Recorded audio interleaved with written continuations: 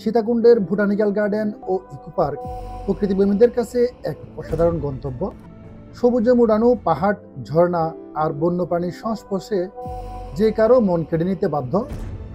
কিন্তু দুর্ভাগ্যজনকভাবে এই সুন্দর জায়গাটির প্রধান দুর্বলতা হলো এই পাহাড়ে ওঠার রাস্তার খারাপ অবস্থা। এই রাস্তাটির অনেক জায়গায় এতটাই ভেঙে পড়েছে যে এই বর্ষাকালে এই রাস্তাটি অত্যন্ত বিপজ্জনক হয়ে পড়েছে। পর্যটকদের জন্য এটি শুধু অসুবিধার বিষয় নয়, বরং অনেক সময় দুর্ঘটনার আশঙ্কা তৈরি করছে। পাহাড়ি এই রাস্তার ঢালু অংশে ভাঙাচোরা হওয়ার কারণে অনেক সময় সিএনজির ইঞ্জিন বিকল হয়ে সিএনজিগুলা যখন উপর থেকে নিচের দিকে নামতে থাকে, তখন পর্যটকদের মাঝে অনেক সময় ভীতির আশঙ্কা তৈরি করে। এভাবে চলতে থাকলে এই পর্যটন কেন্দ্রটি তার সম্ভাবনার পূর্ণ ব্যবহার করতে ব্যর্থ হবে। তাই প্রয়োজন সঠিক পরিকল্পনা, দ্রুত সংস্কার ও নিয়মিত রক্ষণাবেক্ষণ। স্থানীয় প্রশাসন ও বন বিভাগের উচিত বিষয়টিকে গুরুত্ব দিয়ে পর্যাপ্ত পদক্ষেপ গ্রহণ করা।